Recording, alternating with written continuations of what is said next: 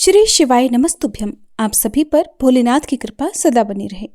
आज सोमवार के दिन आप सुनेंगे सोमवार व्रत कथा और इस कथा के साथ ही आप भगवान शिव के केदारनाथ धाम की एक बहुत ही सुंदर कहानी भी सुनने वाले हैं। अगर हो सके तो इस वीडियो को आप पूरा जरूर देखिएगा और भोलेनाथ का आशीर्वाद पाने के लिए आज की इस वीडियो को लाइक करके कमेंट बॉक्स में भोलेनाथ की जय लिखना मत भूलिएगा। पौराणिक कथा के अनुसार प्राचीन समय की बात है। एक गाँव में एक साहूकार रहा करता था।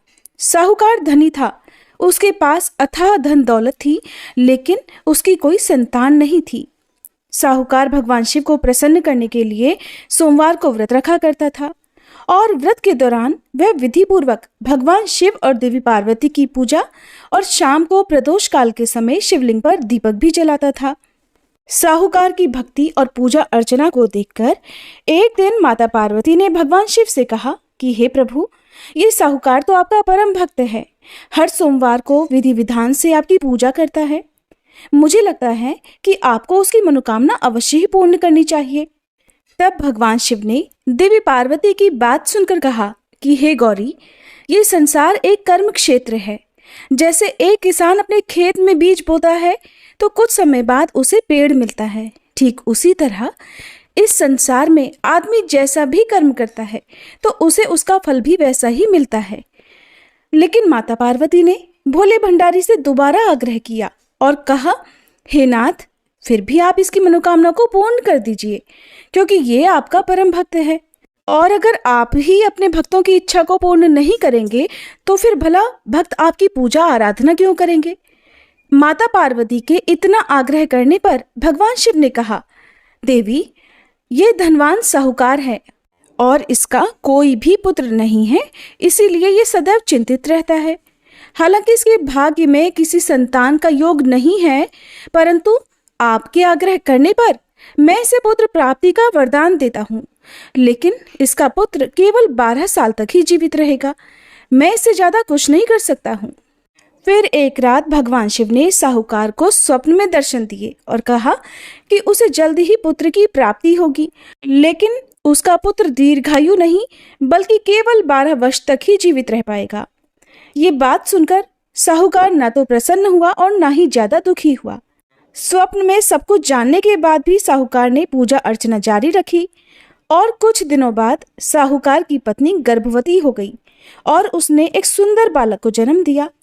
बालक के जन्म से घर पर हर्षोल्लास का माहौल था, लेकिन साहूकार खुश नहीं था, क्योंकि उसे पता था कि उसके बालक का जीवन केवल 12 वर्ष तक का ही है और उसने किसी को भी ये बात नहीं बताई थी। जब वह बालक 11 वर्ष का हुआ तो साहूकार की पत्नी ने बालक के विवाह की बात साहूकार से कही, लेकिन साहूकार ने इस बात से इनकार कर दिया और उसे शिक्षा के लिए काशी भेज दिया। साहूकार ने बालक के मामा को बुलाया और पैसे देकर उन्हें बालक के साथ काशी जाने का आदेश दिया। साहूकार ने मामा भांजे से कहा कि वह काशी जाते समय रास्ते में यज्ञ कराते हुए और ब्राह्मणों को भोजन कराते हुए जाएं। दोनों मामा भांजे ने ऐसा ही किया। काशी जाते समय जिस रास्ते से मामा भांजे गुजर रहे थे, उसका राजा अपनी पुत्री का विवाह एक ऐसे राजकुमार से करवा रहा था जो काना था।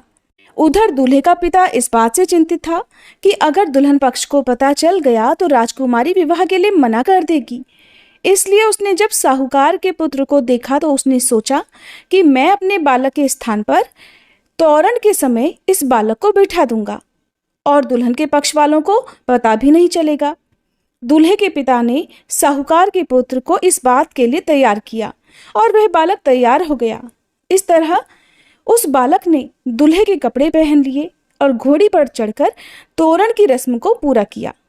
तोरण के बाद जब फेरों की बारी आई तो दूल्हे के पिता ने फिर साहूकार के पुत्र से अनुरोध किया कि वह दुल्हन के साथ फेरे भी ले ले, ताकि विवाह संपन्न हो सके और ये बात छुपी रहे।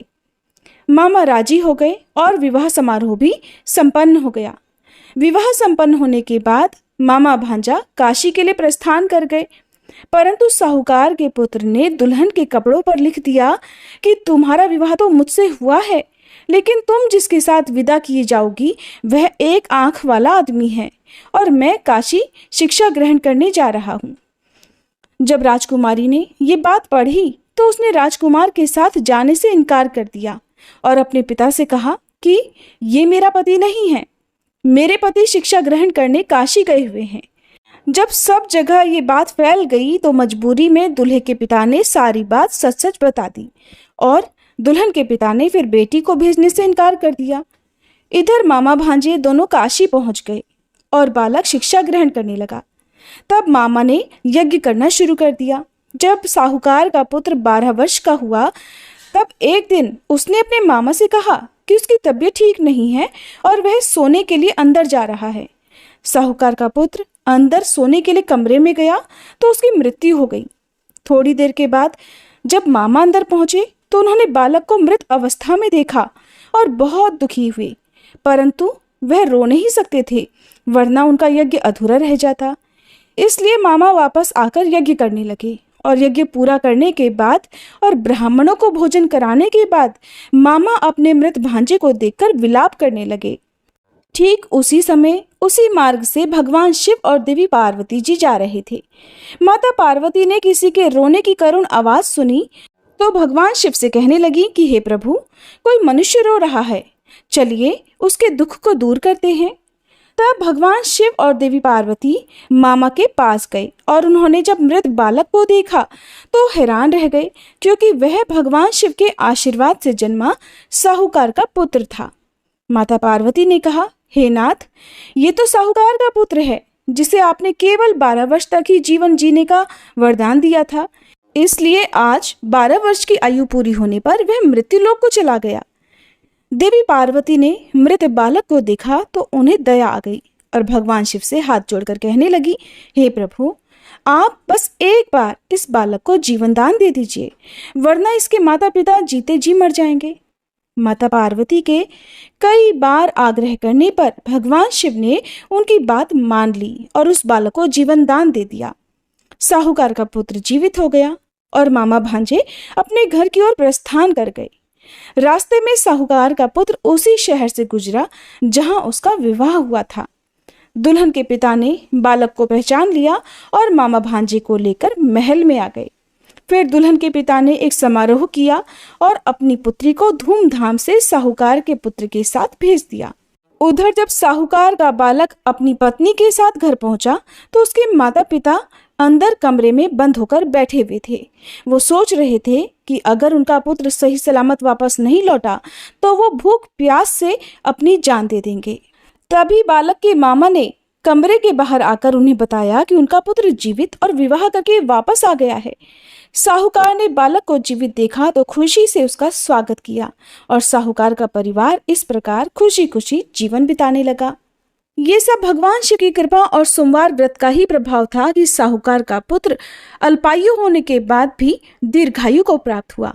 ये थी सोमवार व्रत कथा। अब सुनिए भगवान शिव के केदारनाथ धाम की कहानी। बहुत समय पहले की बात है। भगवान शिव पर अटूट श्रद्धा और अटूट विश्वास रखने वाला उनका एक भक्त पैदल ही केदारनाथ धाम के दर्शन करने के लिए अपने घर से निकल पड़ा। कहते हैं कि हिंदू धर्म में धामों की यात्रा बड़ी किस्मत वालों को मिलती है, लेकिन धामों की यात्रा बहुत मुश्किल भरी होती है। तो जो बाबा भोलेनाथ का सच्चा भक्त था वो अपने घर से पैदल ही दर्शन करने के लिए निकल पड़ा। रास्ते में बहुत सारी मुश्किलों का सामना करते हुए और लोगों से केदारनाथ धाम का रास्ता पूछते पूछते वो उस रास्ते पर आगे बढ़ता जा रहा था। कहा जाता है कि भगवान भोलेनाथ के उस सच्चे भक्त को पैदल चलते चलते 6 महीने का समय बीत गया। मन में उसके भगवान शिव के प्रति बहुत सच्ची लगन थी, तो आखिरकार एक दिन वो केदारनाथ धाम पहुंच ही गया।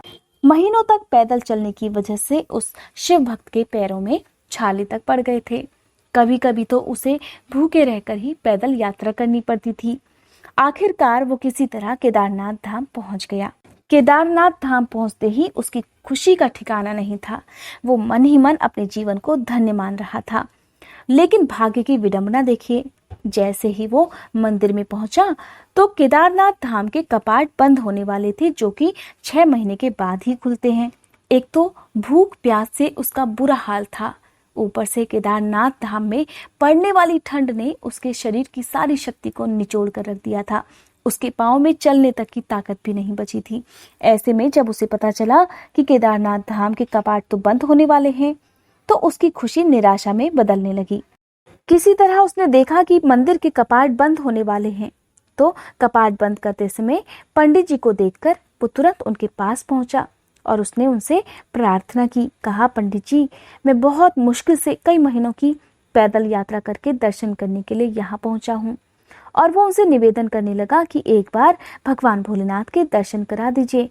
लेकिन तब तक केदारनाथ धाम के कपाट बंद हो चुके थे और नियम है कि एक बार अगर मंदिर के कपाट बंद हो जाएं तो वे 6 महीने बाद ही खोले जाते हैं। ऐसा होने पर वो शिव भक्त दर्शन न होने के कारण बहुत निराश हो गया और निराशा में वो जोर जोर से रोने लगा। बार बार हाथ जोड़कर वो पंडित जी से दर्शन कराने की जिद करता रहा। पंडित जी ने कहा, अब तुम्हारा जिद करना व्यर्थ है, अब तुम 6 महीने बाद ही यहाँ आना, 6 महीने बाद ही यहाँ के दरवाजे फिर से खोले जाएंगे। पंडित जी ने कहा, 6 महीने यहाँ पर बहुत ज्यादा बर्फ और ठंड पड़ती है, जिसके कारण यहाँ से सभी लोग चले जाते हैं, इसलिए उसे भी चले जाना चाहिए। अगर इतनी ठंड और बर्फ में कोई यहाँ गलती से रुक जाए तो उसका जिंदा रहना बहुत मुश्किल हो जाएगा, इसलिए तुम भी यहाँ से चले जाओ। लेकिन वो भी भगवान भोलेनाथ का सच्चा भक्त था और अपने मन में बहुत सच्ची आस्था लेकर, अटूट विश्वास लेकर वो वहां आया था। तो इस तरह से मंदिर के कपाट तो बंद हो गए, लेकिन उसे रोते रोते हुए वहीं रात बीत गई और उसे पूरा विश्वास था कि भगवान भोलेनाथ उसकी पुकार जरूर सुन लेंगे, क्योंकि वो काफी दिनों से पैदल चलकर आया था। भूख प्यास भी उसे बहुत लगी हुई थी, लेकिन थकान की वजह से वो बिल्कुल निढाल हो गया। उसे खुद का भी होश नहीं रहा। इतने में ही उसे अपने पास किसी साधु के आने की आहट सुनाई दी। उसने किसी तरह अपनी बंद होती हुई आंखों को खोलकर देखा तो उसने देखा कि एक सन्यासी बाबा उसकी तरफ आ रहे हैं। जैसे ही वो साधु बाबा उसके पास आए तो उन्होंने उसका हालचाल पूछा। शिव भक्त ने बड़े सच्चे मन से उन्हें अपने मन की सारी बात बता दी। बाबा केदारनाथ के दर्शन न कर पाने का दुख उसके चेहरे से साफ झलक रहा था। उसने बड़े दुखी मन से साधु बाबा को सारी बात बता दी। कहने लगा, बाबा, ऐसा लगता है मेरी सारी मेहनत बेकार चली गई, मेरा तो यहाँ आना ही बेकार हो गया। बाबा उसकी बातों को चुपचाप सुनते रहे और कहने लगे कि बेटा, कल मंदिर जरूर खुलेगा, तुम दर्शन भी करोगे, परेशान बिल्कुल मत हो। इस प्रकार वो बाबा वहां से चले गए। थकान ज्यादा होने की वजह से उस भक्त को बीच बीच में नींद आ रही थी और इस प्रकार वो बातें करते करते सो गया। और उस भक्त की जब सुबह आंख खुली तो उसने अपने आसपास बाबा को ढूंढना शुरू कर दिया जो उसे रात में मिले थे, लेकिन उसे वो बाबा कहीं भी दिखाई नहीं दिए। इससे पहले कि वो कुछ समझ पाता, उसने पंडित जी और कुछ लोगों को मंदिर की तरफ आते हुए देखा। पंडित जी उस भक्त को पहचान गए और उसे 6 मास तक उस ठंड में जिंदा देखकर हैरान रह गए।